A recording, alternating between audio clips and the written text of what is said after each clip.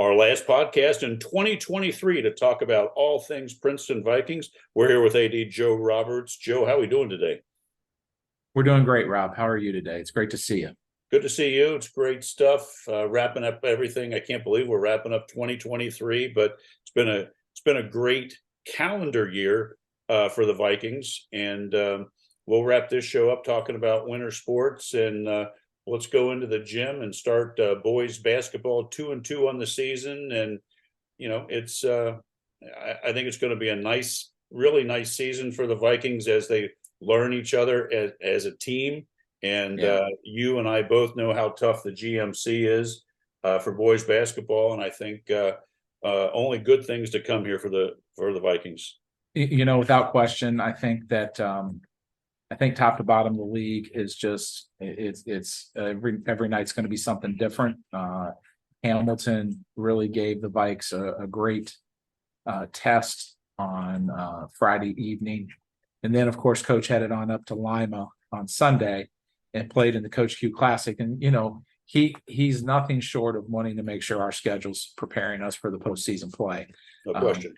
We've got Sycamore coming in tomorrow night, and we know how good Sycamore is, and we know what they're going to bring. And it's just going to be, as we round out, as you said, the 2023 season, with end of course exams going on and trying to get into the winter break. I think that's that positive distraction that our team needs, and sometimes, and it's a positive distraction they don't necessarily need. So looking forward to a really good game tomorrow night at home with Sycamore, and then we'll close that out of the winter GMC first half of that season, heading to Mason Friday night. So I think Coach Wine and his team, they know what they need to do. It's just a matter of keeping those puzzles together and keeping the guys that are currently healthy.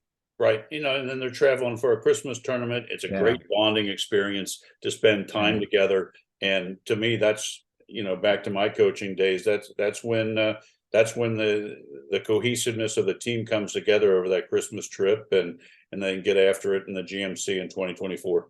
Yeah, ironically, they're heading down to Gulfport, Mississippi. And I had a chance while attending the National Athletic Directors Conference to meet the athletic director from Gulfport High School. And he's super, super excited about Princeton coming in, absolutely loves the energy that Coach Wyatt brings.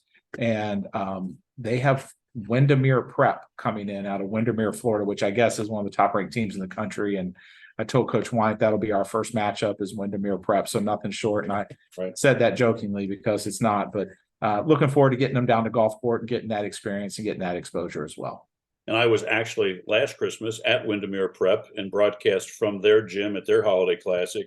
Beautiful facility, nice program, and that'll be a great first opponent for the Vikings there down in Mississippi. Was Tiger Woods there, Rob? Was Tiger there? His kids went to school there. Yeah. That was their school. You ought to see that campus, Joe. I can only imagine. Yeah, it's pretty slick. Their baseball field, boy, it looked like it could be a minor league complex. It was that nice. Yeah, absolutely. Let's switch over to the girls' side, and boy, are they picked up where they left off last year, and they're playing some great competition. They're winning games, and I think you have to think that some of that success last year is carried over. They learned how to win, and they're playing well as a team. So in 1997-98, I was the manager for the UC men's basketball team. And we had a motto that year, those that followed the Bearcats, we titled it Find a Way. Whether it was kids having to sit for eligibility during that time frame or injuries or what have you, but the Bearcats rallied and they found a way. And I can say our Lady Vikings continue to rally and find a way. And we have a tremendous opportunity in front of us to develop these young student athletes and get them to the maturity they need to be to pretty quick. And Coach Davis is certainly on the right path to doing that. Heading over at Mason this past Saturday, I think that was probably as intense of a game that they've seen since the Lakota East game at Princeton last year. Okay. That was about as intense as I've ever seen a physical matchup.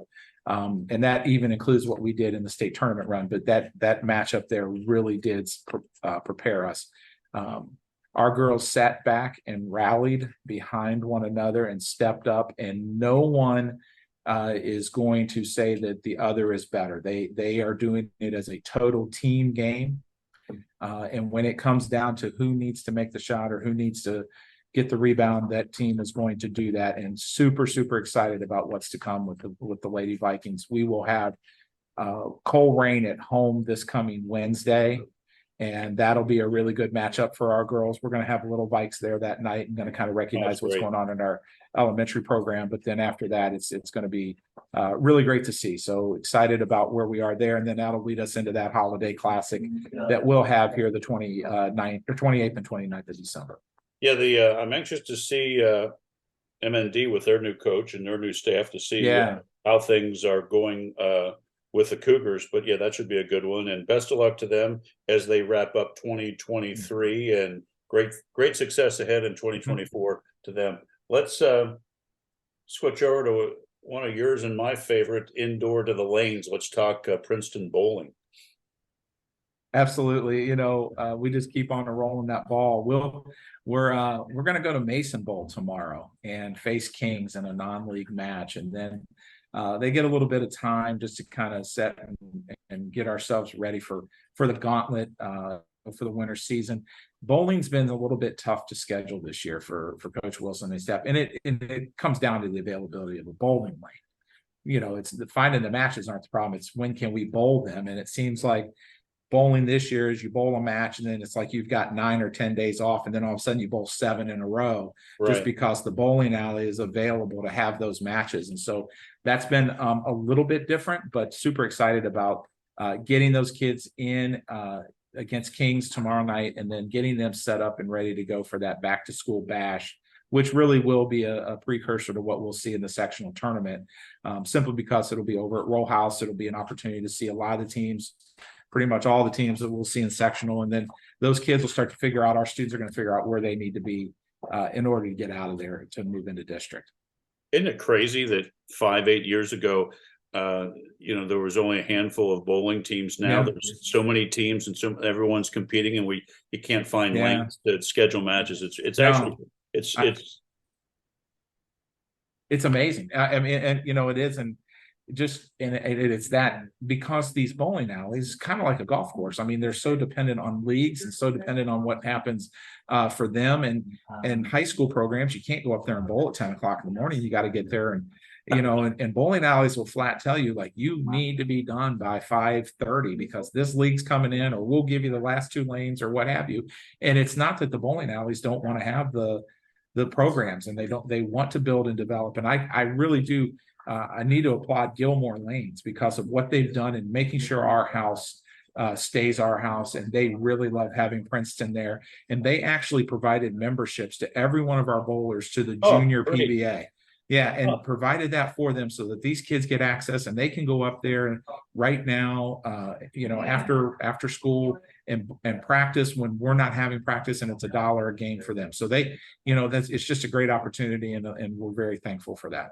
Well, that's smart business by Gilmore Lanes to allow those kids to come in there and just build the sport again and just see these lanes crowded. And it's just so awesome to hear. Yeah, absolutely. Let's go dive into the pool, Coach, and let's talk Princeton swimming. I know they're tapering now, getting ready for the first of the year, but let's talk a little bit about swimming. Yeah, can you believe they're tapering now and getting ready for the first of the year? We have we're building now. Everything we're preparing for is for our invite coming up, and then that'll lead right into the GMCs. That'll be, the Mason invite's going to be wonderful for our swimmers because it gets us into the pool for where we will be for the GMC championship, and it gets us ready. Us hosting sectionals is really important for us. I know that when we get back into the water, we're going to start to see kids. They're wanting to start to PR now. They're going to want to start to see time starting to drop. And I know Coach Mikiavis and his staff have done that. They're starting to lay that groundwork. We've done more dry land work this time of year than we have in the past, which is really helping the strength and conditioning model for our student athletes. And I think that we're going to see some results there. But it's a very consistent program. And, Coach Tamaris is still a part of our staff, and he's sort of quintessentially become our meet manager and just kind of handles the ins and outs and the technicalities of what goes on in the pool. And so from that standpoint, we're ready to go for our swim invite coming up here when we get back from the winter break. Yeah, that sounds great. Best of luck to them once we get back and get ready to rock and roll.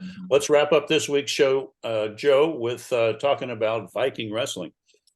Yeah, it's a ever moving part, but when you look at the GMC website, you're going to see a bunch of our kids in the top 5 all across the board. And we had to make a little switch this past weekend. They were slated to go to Barnesville to a pretty big meet up there, and due to finals and the time that they needed us up there and transportation, we had to change that. But we were able to get into a quad over at LaSalle on Saturday, and if I saw correctly, LaSalle's ranked 8th in the state right now. Wow. And so we saw some teams out of West Virginia. We saw LaSalle. We got to get on the mat, and I remember I was saying to Coach Powell when we were talking about, hey, we can't go to Barnesville, but this LaSalle opportunity is great. He was pretty hesitant just simply because he didn't know if the kids would be ready for that.